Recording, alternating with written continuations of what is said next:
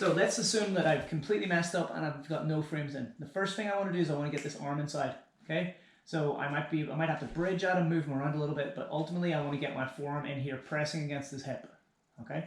And it's the lower quarter of my forearm that's pressing against his hip here. Don't go any more than that and maintain this 90-degree angle. The reason for that is, see if he puts shoulder pressure on me, listen what happens to my voice, right? Okay, do it again. With the kind of this frame in place, I can kind of alleviate that a little bit so it prevents me getting throttled in this position, okay? The next part of this is if we scoot around, so we do the knee work, is I need to penetrate in this space by his hip at a 45-degree angle. So this is how we're doing it. So I got my upper body frame in place, my knee touches his hip, and then my foot comes up. Now for every kind of inch my hip moves out this way, I can start bringing this elbow-knee connection. So once I've got this V connection, I can start working other frames to the inside, pushing him away until I can recover my closed guard, my half guard, whatever guard you favor. Okay, so that knee work is quite important.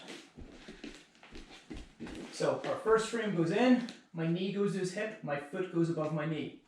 Now from here, when I move away from him, you'll see my hip moves out a little bit. This knee can come in. Now this is a solid frame. Now he's not really got me in side control anymore. From here, I bring my arm to the inside of his neck if I can, and I start taking my head away from him here. Once I'm here, I can move myself through and lock up a closed guard. Okay? Now, there's a couple important details in this that we're now going to add. When you're in side control, it does become a fight because the person's got a lot of advantages. They've got the weight on you, they've got gravity, and they've got like closed wedges around you and stuff. Okay, so you might need to fight out of it. In this case, we're going to think about our bridging movements. So he's here. So this arm, in here's better, but we can operate from out here too. All I'm looking to do is I want to bring his head to the opposite side of my body. To do that, I'm going to point my hips at him, and I'm going to bridge at him. I'm not bridging straight up. If I bridge straight up, his hips, he doesn't really move. I want to displace his head over there. So I bridge this way. From here, my knee comes up, and I come into the space.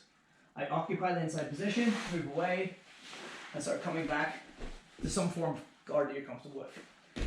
Another thing that can happen, a lot of details here, is if he's keeping in decent control of your head here, as I bridge, as I do all this stuff here, he might be maintaining a decent grip on your head here, okay? From here, I'm going to open his knee, bring my knee to his hip, and start squaring up here. Now, you may still end up with your foot trapped, okay? So let's go face the camera this way. So once I'm here, and he's still maintaining an upper body grip, I control his leg, move my hip away until I can get my foot in the middle. Now, from here, I want to get this leg out, but he's keeping this tight. He doesn't want to go, okay? He wants to step over that leg and start pressing my guard again. I'm going to put this foot on the mat.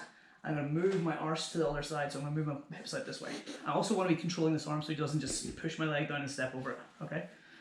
So from here, I control his arm, move my hip out this way, and it's pretty easy to extract that leg. So that'll save you a lot of baller.